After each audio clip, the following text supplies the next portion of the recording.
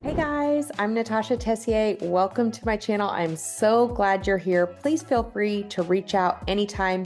We have restructured the way that we're doing things here, so I do want to talk about that at the end. If you're looking to work with us, I want to go through the steps, but today I want to talk about all the changes in real estate as of August 17th, 2024, and what that means for you as a buyer and seller in this market.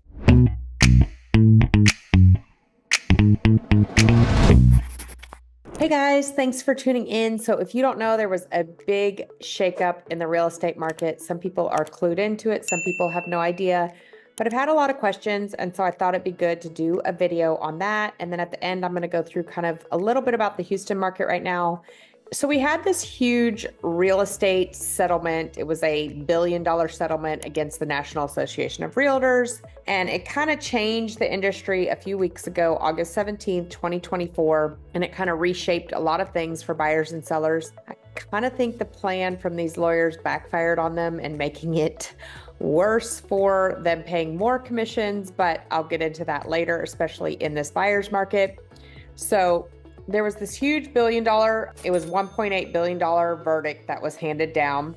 And honestly, I think it's a good thing for both parties, but there's a lot of questions and concerns and people not thinking clearly. So I'm going to tell you from my perspective what has happened and how it's changed for my buyers and sellers, and educate you as best as I can. Things I think in Texas are a little bit different than the rest of the nation. I'm hearing different stories in different places like California, but for Texas, things have been pretty good. So the very first thing that we're going to talk about is you will have to have a written agreement for buyers. So some states already had this in place, some did not.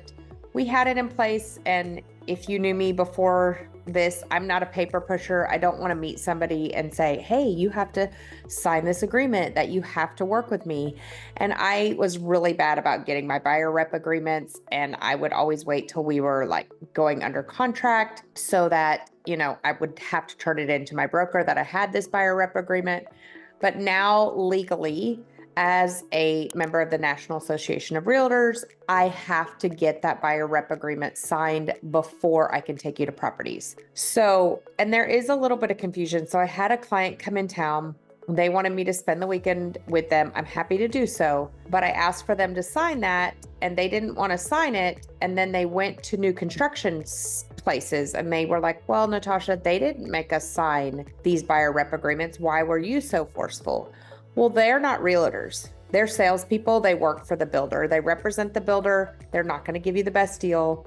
I've actually, side note, been getting like the most amazing deals for my clients right now on new construction. Please realize what is in the MLS is not what you're paying.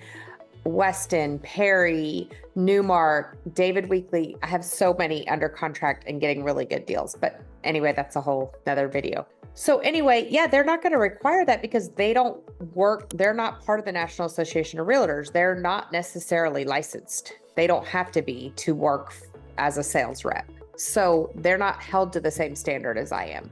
So yes, before we can go out in person and view a home, and before I can advise you on flood areas and, where I think, what school ratings you should look at, and how I see the market going, what looks like a good place to invest, and where I think these certain neighborhoods are going to go up in value as I've seen it, what developers there are. There's some really good developers that develop great master plan communities, and all of their like one of them in particular, he's got this new community and I think it's going to blow up in 5 years. So I can't advise you or give you any of that information until you and I are under a buyer rep agreement saying that you want to work with me. Okay, and I'll go into that a little bit more later on what that means. So then the second thing is going to be changes to the MLS compensation communication. So we used to be able to say, let's say you were going to list your house with me and I negotiated 6%, and we would put in the MLS, yes, we're going to give that buyer's agent coming to buy our listing, because I have a lot of listings right now as well,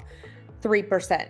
Now we are negotiating, me and my seller are negotiating our agreement and our commission amount. And then we're signing another piece of paper that basically states how much you're willing to pay. So up to 3% or up to 2%. That does not mean that you're paying that full 3%, which is where I think this is helping a lot. Because let's just say you get a really low ball offer right now. We're in a buyer's market, and that's part of the negotiation. We can turn to that buyer's agent and say, hey, we are only going to do 2% because we're getting a lot less than we anticipated. So it becomes a point of negotiation. You're not signing it up front, not knowing what offer you're getting as a seller, and still willing to pay that buyer's commission. Now, I have not run into any seller not willing to pay a buyer's commission. And honestly, if they're not paying, they're not selling. We are in a buyer's market, and this is where I think it's backfiring a little bit. As a listing agent, all the buyer's agents are calling me and going, hey, how much are they offering for their commission? So if I turn around and were to say, oh, only 1%, they're probably going to go back to their buyers and say, hey, that might not be a good house for us because you're going to have to cover the rest of my commission. And they check it off the list to not go see. So you really have to be aware of when this is a good thing and a bad thing. Now, if we were in a seller's market, we would be singing a different tune, but we're in a buyer's market. So if they're not offering 3%, they're not even getting buyers to come through the door. So that's where I think it's backfiring, because before it would just be in the MLS, they would see it, they'd show the house, and we'd move forward. We knew it up front. Now we don't know what they're offering. We don't know if it's 2% or 3% or based on the purchase price, etc. And so if my sellers aren't willing to pay 3%, people aren't coming to see the house. And that's hurting my sellers now. So where they thought it would be better not putting the compensation out there, I personally think it's gotten worse. Okay. So then it's a regulation for home tours. I kind of touched on this. I cannot tour a home with you. I cannot take you into a home without a buyer rep agreement. So that's going to change. If you have an agent that is willing to do that, they're not following the law, and I would not work with them. They probably are desperate for work and have to do anything to make a sale. But legally, we are all held to the standard as of August 17th, 2024. We all have to have a buyer rep to show you a home. So let's talk about the negotiability of the agent compensation. So it's negotiable for both buyers and sellers. So and I'll go through this at the end of the video, but as I'm going through my buyer consultation with you, we're going to talk about this briefly. And the point is that usually a seller pays the seller's commission, the buyer pays the buyer's commission. However, at least in the state of Texas, 99% of the time, the seller is offering to pay both seller and buyer commissions because, like I said earlier, it's a point of marketing and it's a strategy to get the house sold. So those buyer's agents are going around, they're trying to figure out what the commission is. You know, some buyers will say, don't show me a house that doesn't cover your commission because I can't come up with the down payment, the closing cost, and your commission. So we're just going to scratch those off the list. And with the inventory we have right now, that's an easy thing to scratch off. So here, I have not had a buyer have to pay any commission. Nothing has changed. Everybody's still paying. Nothing's really changed in the state of Texas. There have been some 2.5% fine, 2% fine, but for the most part, nothing's changed. Everything is staying the same. Actually, people are doing 3% and bonusing to try to get people through the door. Okay, for the sellers, we talked about this a little bit. We were going to sign a piece of paper that says you will pay up to a certain percent. So you list a house, you get full price. We run the numbers and you're like, yeah, that's great. Let's give that buyer's agent 3%. Or you get a 30,000 less than you thought, and you say, it would really help me to give the buyer's agent 1% less to make my numbers work better. Then we do that. So it becomes a point of negotiation. I will say, if I tell somebody up to 3%, they're a little bit more hesitant than hearing, yes, we're offering 3%. So we have to navigate this new territory and try to figure out the best way to do this so that we don't turn off our buyers. So we have a little bit of change in buyer and seller behavior. And I've alluded to this before. I think the problem is that buyers, everything's so expensive right now. And the buyers, the whole reason the sellers paid this in the first place is because it's coming out of the sale. So they're not coming up with that cash. And again, a buyer doesn't have the money for a down payment, closing costs with the lender, and buyer commission. So they're being more selective on what houses they're going to see. And so that transparency and just knowing like, hey, we're going to sign this agreement that says 3%, but Obviously, we can write an offer, but if they say 0%, either the buyers have to pay the commission or we don't go after that house is kind of our option. So it's a pretty interesting scenario, although again, 99.9% of the time here, really for me, it's been 100%.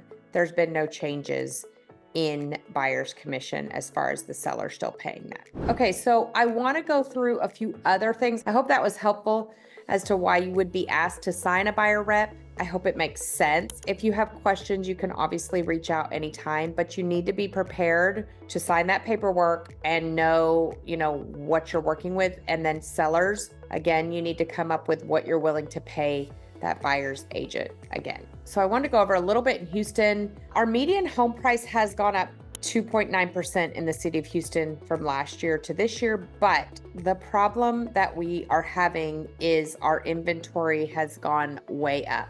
We have nearly 30,000 single family homes available, which is up 34.2% from last year. So our homes are sitting, they're negotiable. Hence the reason they're offering to pay 3% and a bonus to get the house sold. They're doing anything they can to get the house sold. So we are definitely, in my opinion, in a buyer's market right now. If you're looking for new construction, I wouldn't even wait till the end of the year. There are so many good deals happening right now in the fall because the summer was not as good because the rates were high, but now they're dropping back off. Now these builders are really trying to get their houses sold. I have people listing the house lower than they bought it for just to get it sold right now. So if you're a buyer and you're on the fence, know that the rates have gone down. I think they're like in the high fives, maybe 5.75, somewhere in there. Lots of builders and even sellers are offering to buy down your rates. They're offering to, cover obviously your buyer's agent's commission. So things are really good if you're a buyer right now in the state of Texas. So the last thing I want to talk about is just how I've kind of changed up my systems. Just with everything going on, we kind of restructured our system. So here's the deal. You can reach out to me anytime, days, nights, weekends. It would be a blessing and an honor for us to work with you. So if you reach out and you get me or you text me, myself or one of my assistants will be calling you back. Now, this is not a buyer's agent. This is not somebody you're going to be pushed off to. We are going to set up a buyer consultation. We're going to get on a Zoom. And if you have already reached out to me and we haven't done a Zoom, reach out again and we'll set it up because we have people kind of in our pipeline that we are going back through setting up. So we're going to do a Zoom. We're going to spend 20 minutes going through what you're looking for, why you should work with me, what expertise I can bring, along with the fact that, we know the flooding well. Obviously, I've sold 300 homes. I'm the top 1% in the city. I was number 5 solo agent last month in the state of Texas.